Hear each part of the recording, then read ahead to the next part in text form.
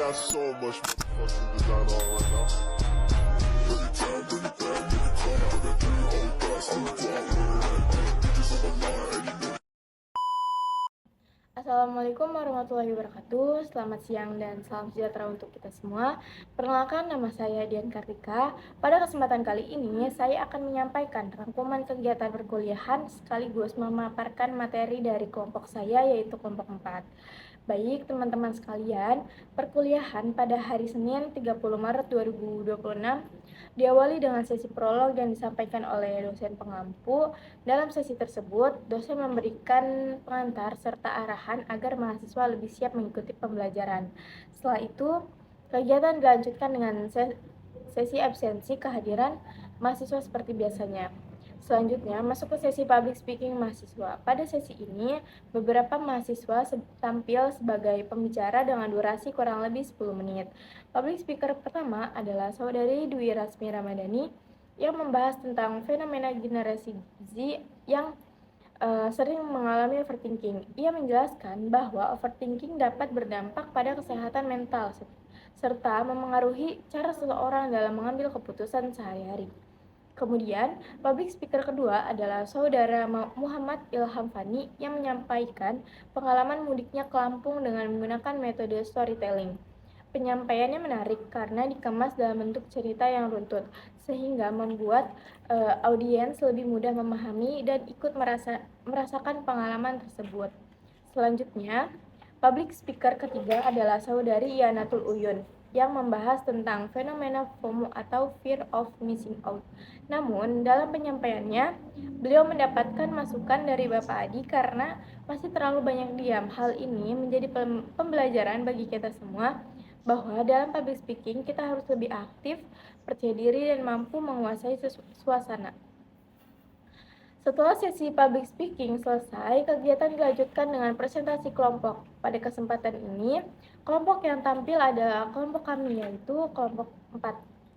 Materi yang kami angkat dan berjudul syarat-syarat public speaking serta faktor pendukung dan penghambat dalam public speaking.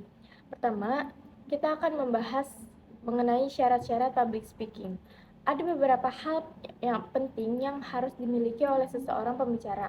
Yang pertama adalah keteguhan atau persistence, yaitu tidak mudah menyerah dalam belajar. Yang kedua adalah kesabaran, karena kemampuan berbicara tidak bisa didapatkan secara instan. Yang ketiga adalah perencanaan, yaitu menyusun apa yang akan disampaikan dengan baik. Yang keempat adalah persiapan, baik dari segi materi maupun mental. Yang kelima adalah penyempurnaan atau polishing, yaitu memperbaiki cara penyampaian agar lebih menarik. Dan yang terakhir adalah latihan, karena semakin sering berlatih, maka kemampuan kita akan semakin berkembang. Selanjutnya, kita masuk ke faktor pendukung dalam public speaking. Faktor pertama adalah kejujuran, di mana pembicara harus menyampaikan sesuatu dengan apa adanya agar audiens merasa terhubung.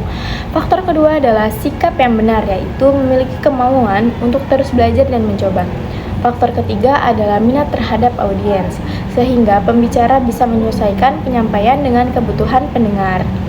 Nah, faktor keempat adalah keterbukaan terhadap diri sendiri, yaitu menerima kelebihan dan kekurangan yang dimiliki. Faktor kelima adalah belajar dan berlatih secara konsisten. Faktor keenam adalah lingkungan yang mendukung. Dan yang ketujuh adalah bakat, meskipun bukan faktor utama, tetapi dapat membantu dalam proses belajar. Selanjutnya, kita bahas faktor penghambat dalam public speaking. Yang pertama adalah kurang percaya diri. Yang kedua adalah kurang menguasai materi. Yang ketiga adalah takut terhadap kritikan. Yang keempat adalah pengalaman buruk di masa lalu yang membuat seseorang menjadi gugup. Yang kelima adalah tipe kepribadian, seperti merasa introvert sehingga tidak percaya diri. Yang keenam adalah merasa minder karena memiliki ciri khas tertentu. Selain itu, ada juga kecemasan saat berbicara di depan umum atau communication apprehension, yaitu rasa takut dinilai atau takut melakukan kesalahan. Dan yang terakhir adalah kurangnya pengalaman serta adanya pikiran negatif terhadap diri sendiri. Dari pembahasan tersebut dapat kita simpulkan bahwa public speaking yang baik dapat tercapai jika kita memenuhi syarat-syarat dasar, didukung oleh faktor positif, serta mampu mengatasi berbagai hambatan yang ada. Dengan begitu, komunikasi yang kita lakukan akan menjadi lebih efektif dan pesan yang disampaikan dapat diterima dengan baik oleh audiens. Baik, mungkin itu yang dapat saya sampaikan. Kurang lebihnya mohon maaf. Terima kasih atas perhatian teman-teman semua. Billahi taufiq wal hidayah. Wassalamualaikum warahmatullahi wabarakatuh.